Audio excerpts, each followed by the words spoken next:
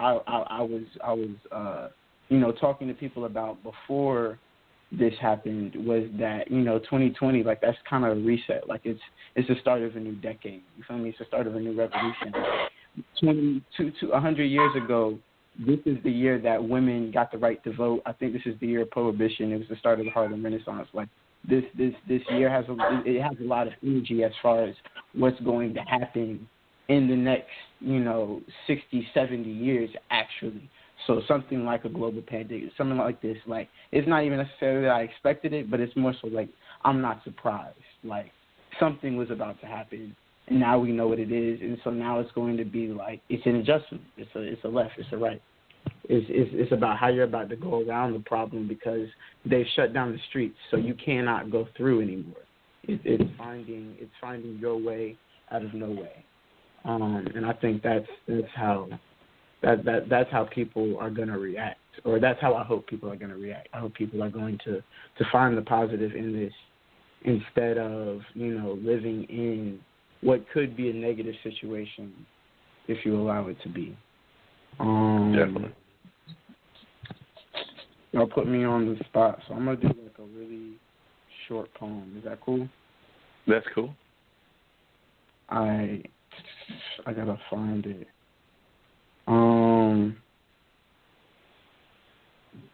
So, no. Give me like 2 more seconds. All right. So you still call, and I still answer, and I have to wonder if you even remember the last time we talked, how I blew you being myself, how I don't flinch when you leave anymore, how you can never expect to talk to me again until you do, how I can only ever seem to hold you when I don't try, how I saw him coming, saw you leaving, saw me pulling on you to stay or pulling you apart trying to keep us together, how I felt the day you quit, how you felt the day I quit and took it as a turn to keep reaching out. I have to wonder how we don't really like each other's music, but we love this dance, love dancing around the subject these days, the way you only call me to discuss the elephant in the room, how I'm not your favorite him anymore, I guess except when he's a ghost you can only talk about, how now you miss the consistency of my voice, or maybe just the consistency, but not as much as his touch until he doesn't show up, the way you only miss our conversations when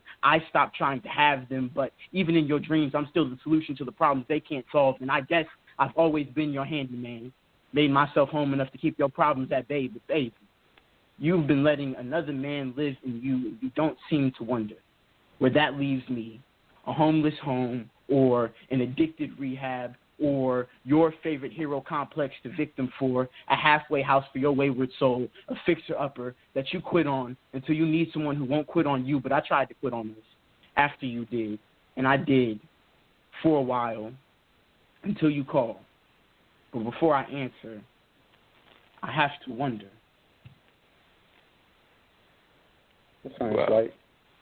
Yep. That's it. I appreciate it. That definitely was kind of poetry that I'm used to from Hassan. Definitely hits you right in the heart and all of that. So definitely appreciate you doing that. Chalet, it's on you now in terms of, like I said, if I had a visual, I'd have you do a dance number, but since it's all audio, can't have that happen and everything. But what is your take on how this will impact and continue to impact the world, and also how it will impact the dance world? But if you just give us your impact on, your take on the impact of what we're going through and what you vision happening. Sure. First, I'm really inspired by everyone so far. It's really a wonderful conversation, and I think there's some really important words being brought up, like the idea of recalibration. That just really resonated with me. I feel like it kind of feels like we're going through such a shift that maybe the things that weren't working are going to crumble the fastest, and maybe in some ways there's that hope of this being a wake-up call.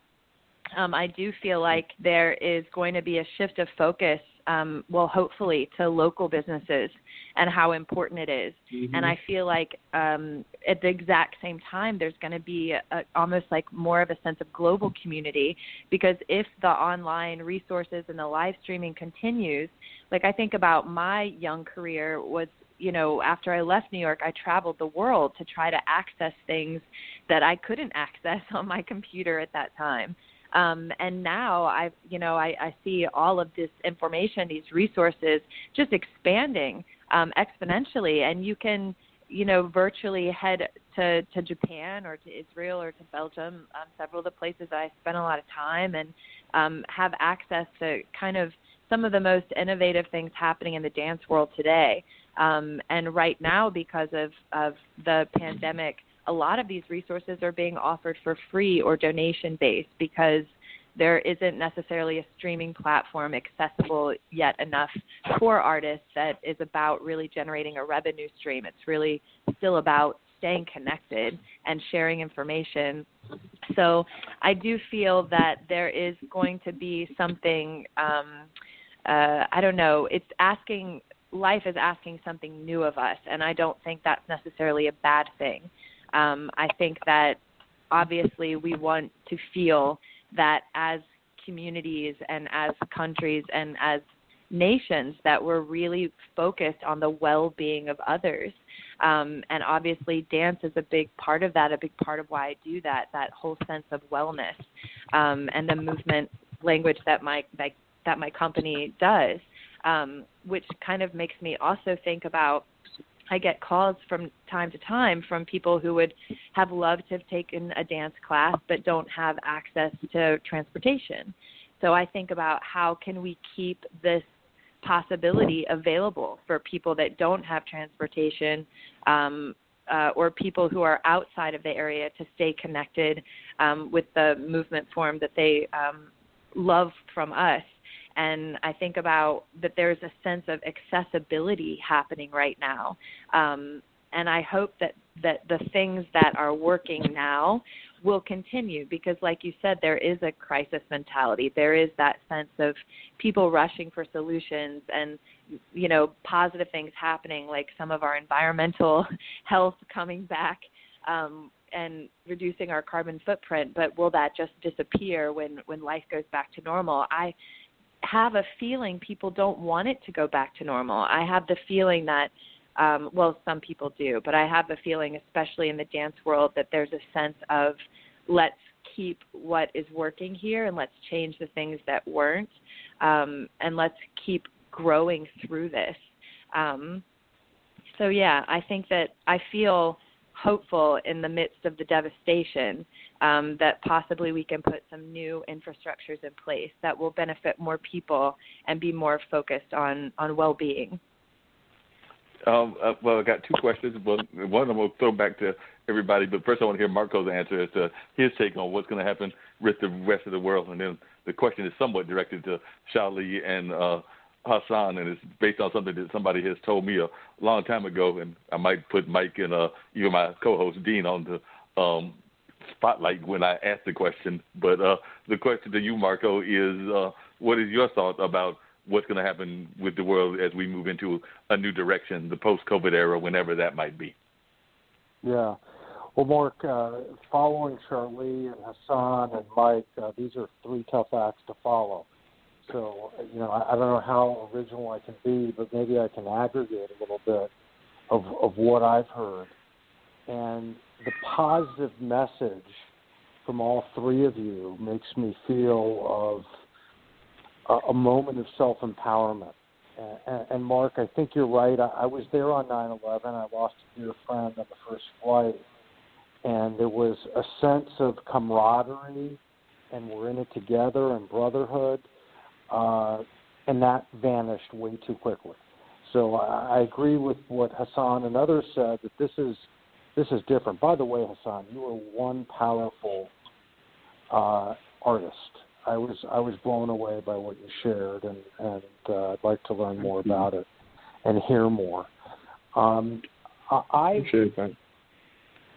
got it. I think just as we're giving Mother Earth a break and not releasing the kind of carbon dioxides and pollution that we usually release, I think we as human beings are less, at this moment, human doings and more human in downshifting, slowing it down, and focusing on what matters.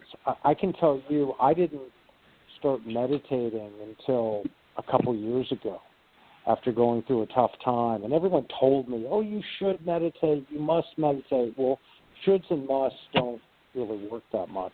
You got to come to it from your own perspective.